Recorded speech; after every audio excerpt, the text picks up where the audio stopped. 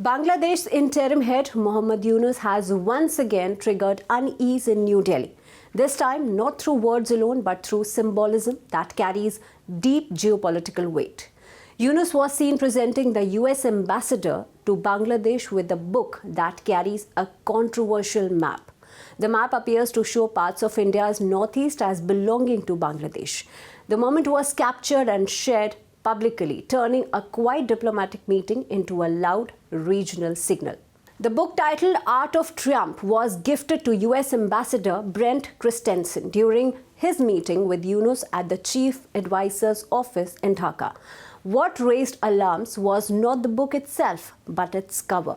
The map printed on it mirrors the idea of a so-called Greater Bangladesh. Assam and other northeastern Indian states appear absorbed into Bangladeshi territory.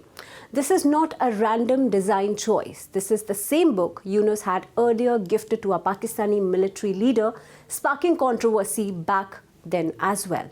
For India, this is not an isolated incident. It fits a troubling pattern. Radical Islamist groups in Bangladesh have long pushed the Greater Bangladesh narrative. Seeing this imagery surface again, and this time before a US diplomat, raises serious questions about intent. This comes at a time when India-Bangladesh ties are already strained amid political churn in Dhaka and growing influence of hardline forces ahead of national elections.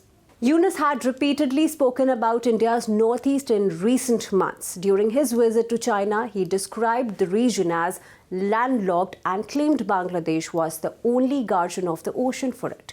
He went a step further. He openly invited China to see this geography as an economic opportunity. For India, these remarks were not academic. They touched core strategic nerves. India's northeast is connected to the mainland through the narrow Siliguri corridor, often called the chicken's neck. It is sensitive terrain. Over the last decade, New Delhi worked closely with the Sheikh Hasina government to improve transit routes and regional connectivity. That cooperation is now under strain. Under Yunus, Dhaka has visibly warmed up to Beijing and Islamabad. India has already responded firmly. External Affairs Minister S. Jaishankar reaffirmed that the Northeast is not a peripheral region, but a strategic hub for BIMSTEC connectivity. New Delhi also cancelled a key transit shipment agree that allowed Bangladeshi goods to pass through Indian territory to third countries. The message was clear: India will not ignore repeated provocations. Concerns deepened further after a close aide of Yunus suggested Bangladesh should work with China to occupy India's northeast if India acted against Pakistan. That remark came after the deadly Pahalgam terror attack. Earlier, another Yunus associate had openly shared a Greater Bangladesh map online. It was later deleted but not forgotten.